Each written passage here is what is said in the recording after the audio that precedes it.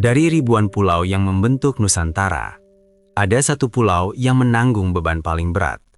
Pulau yang luasnya tidak seberapa, namun menjadi rumah bagi lebih dari separuh penduduk Indonesia. Pulau Jawa. Disinilah kota tumbuh tanpa henti, jalan membelah daratan, dan malam jarang benar-benar gelap. Namun, jauh sebelum lampu-lampu kota menyala, pulau ini telah menjadi rumah bagi kehidupan lain.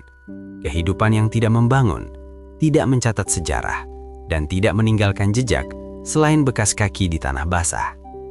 Di balik hiruk-pikuk manusia, alam liar Pulau Jawa masih bernafas, terdesak, terfragmentasi, dan kerap terlupakan. Di sanalah, di sisa-sisa hutan yang terputus satu sama lain, hidup sang pemburu malam, makhluk yang jarang terlihat, namun kehadirannya menentukan keseimbangan. Inilah rumah asli sang Black Panther. Saat menyusuri hutan Pulau Jawa, kadang kita menemukan tanda-tanda keberadaannya. Bekas cakaran di batang pohon besar, jejak kaki samar di tanah lembab, atau tulang mangsa yang tersembunyi di balik semak. Semua itu adalah pesan sunyi dari predator puncak terakhir di pulau ini, macan tutul Jawa.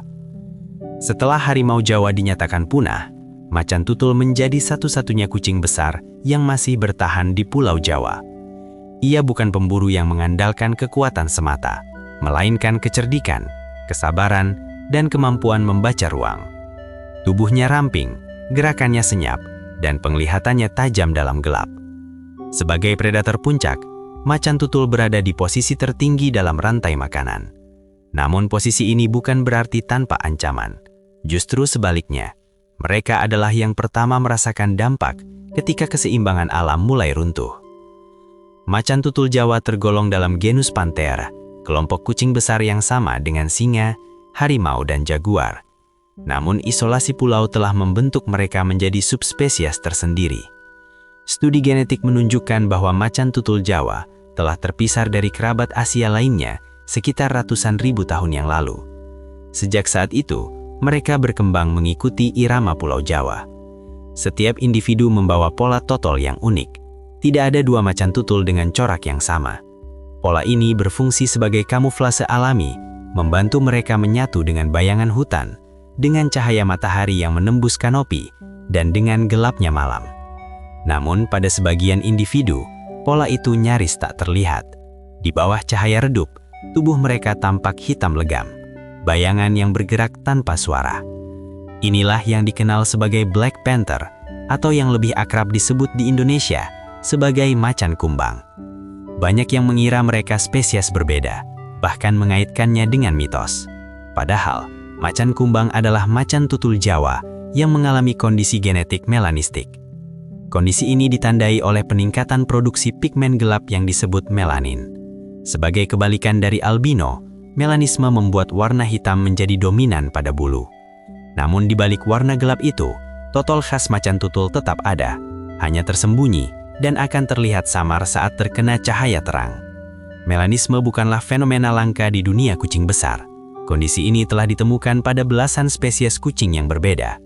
Namun, pada macan tutul, frekuensi melanisme menunjukkan pola menarik. Di wilayah dengan hutan lebat dan tingkat cahaya rendah, seperti Asia Tenggara, macan tutul melanistik ditemukan dalam jumlah yang jauh lebih tinggi. Pulau Jawa menjadi salah satu wilayah dengan populasi Black Panther yang signifikan. Diduga, warna hitam memberikan keuntungan adaptif saat berburu di malam hari, di bawah bayang-bayang hutan yang rapat. Meski demikian, penelitian lebih lanjut masih diperlukan untuk memahami sepenuhnya keuntungan dan konsekuensi dari kondisi ini. Dahulu, macan tutul Jawa memiliki ruang jelajah yang luas. Mereka menghuni hutan hujan tropis dataran rendah, padang semak, hingga hutan pegunungan. Namun seiring waktu, ruang itu menyusut. Pulau Jawa menjadi pusat pembangunan, pertanian meluas, pemukiman tumbuh, hutan dataran rendah hampir sepenuhnya hilang. Yang tersisa kini adalah kawasan hutan di dataran tinggi, terpisah satu sama lain dan dikelilingi aktivitas manusia. Kondisi ini dikenal sebagai fragmentasi habitat. Fragmentasi membuat populasi macan tutul terpecah menjadi kelompok-kelompok kecil. Ruang jelajah menyempit, pertemuan antar individu semakin jarang. Dalam jangka panjang, kondisi ini dapat menurunkan kualitas genetik akibat kawin sedarah. Sebagai predator puncak, macan tutul membutuhkan wilayah yang luas dan populasi mangsa yang stabil. Di Pulau Jawa, mangsa alami mereka meliputi kijang, rusa, babi hutan, dan berbagai jenis primata.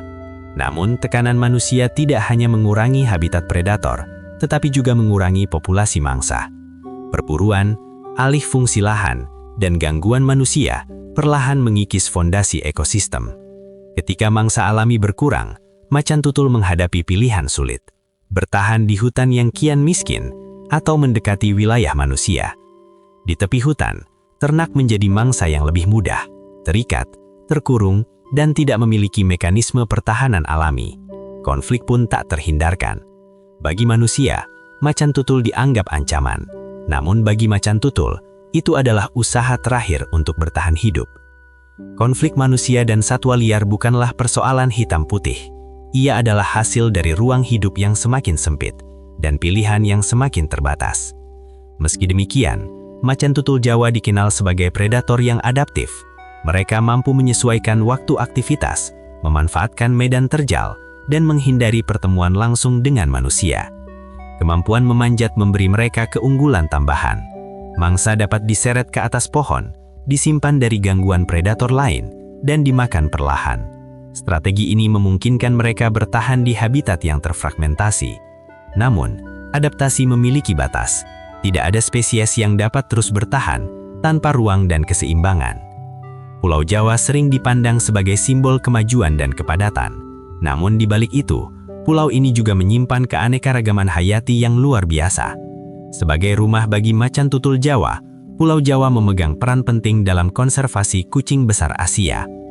Hilangnya macan tutul bukan hanya kehilangan satu spesies.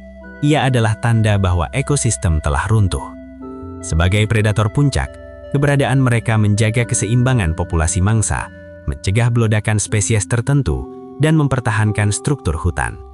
Konservasi macan tutul Jawa tidak bisa dilakukan secara terpisah. Ia membutuhkan perlindungan habitat, konektivitas antar kawasan hutan, dan pengelolaan konflik manusia satwa liar yang adil bagi kedua belah pihak. Pulau Jawa tidak kekurangan kehidupan. Yang semakin langka adalah ruang untuk hidup berdampingan. Macan tutul Jawa telah bertahan melalui perubahan besar pulau ini. Dari hutan yang luas hingga fragmen-fragmen sunyi di pegunungan. Mereka masih ada, masih mengendap di balik bayangan, masih berjalan di antara sisa-sisa hutan. Pertanyaannya kini, bukan lagi apakah sang Black Panther mampu bertahan, melainkan apakah kita bersedia menjaga rumah terakhirnya. Karena ketika bayangan hitam itu tak lagi menyusuri hutan Pulau Jawa, yang hilang bukan hanya predator, melainkan keseimbangan yang telah dibentuk selama ribuan tahun. Namun, untuk memahami mengapa Pulau Jawa menjadi rumah yang begitu penting bagi sang Black Panther, kita perlu melihat pulau ini lebih dekat. Pulau Jawa terletak di sabuk tropis, diapit oleh laut, dan dipengaruhi oleh sistem iklim yang relatif stabil sepanjang tahun. Hujan yang cukup, tanah yang subur, dan ragam topografi membentuk lanskap yang ideal bagi kehidupan. Inilah alasan mengapa manusia bertahan, berkembang, dan membangun peradaban di sini. Namun alasan yang sama pula yang menjadikan Pulau Jawa rumah ideal bagi satwa liar sejak ribuan tahun lalu. Sebelum sawah terbentang sejauh mata memandang, sebelum kota tumbuh dan saling terhubung, Pulau Jawa diselimuti hutan. Hutan dataran rendah yang lebat, hutan pegunungan yang sejuk, dan koridor alami yang memungkinkan satwa bergerak bebas dari satu wilayah ke wilayah lain. Macan tutul Jawa menjelajahi lanskap ini tanpa batas buatan. Mereka mengikuti mangsa, menghindari konflik, dan menempati ceruk ekologis yang telah dibentuk oleh evolusi selama ribuan tahun. Namun lanskap itu kini berubah. Pulau Jawa mengalami transformasi besar dalam waktu yang relatif singkat. Dalam hitungan ratusan tahun, hutan dataran rendah hampir sepenuhnya menghilang. Alih fungsi lahan untuk pertanian, pemukiman, dan infrastruktur menggeser alam liar ke wilayah-wilayah yang semakin terbatas. Yang tersisa kini bukan lagi bentangan hutan utuh, melainkan petak-petak terisolasi yang dipisahkan oleh jalan, ladang, dan permukiman. Bagi manusia, ini adalah tanda kemajuan. Namun bagi macan tutul, ini adalah batasan. Sebagai predator dengan wilayah jelajah luas, macan tutul Jawa membutuhkan ruang. Satu individu jantan dapat menjelajahi puluhan kilometer persegi untuk memenuhi kebutuhan hidupnya. Namun fragmentasi habitat memaksa mereka hidup di wilayah yang jauh lebih sempit. Kondisi ini tidak hanya mempengaruhi ketersediaan mangsa, tetapi juga dinamika sosial mereka. Pertemuan antar individu menjadi jarang, populasi terpecah, aliran gen terhambat. Dalam jangka panjang, hal ini dapat mengancam kelangsungan subspesies ini sendiri.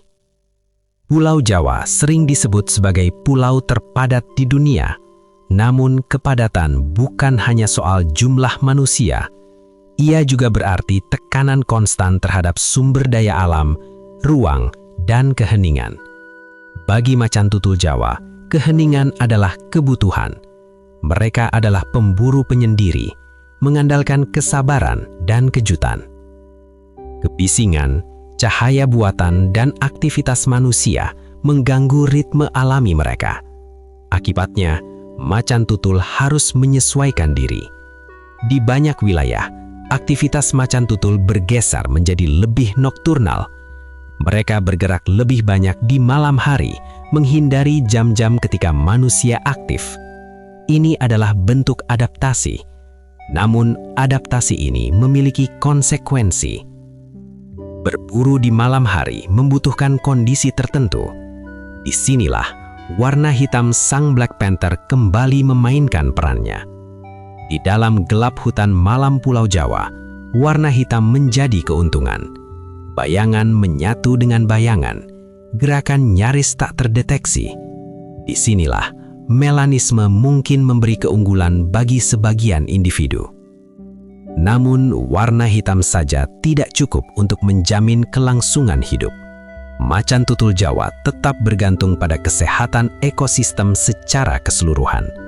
Sebagai predator puncak, kehadirannya mencerminkan kondisi lingkungan tempat mereka hidup.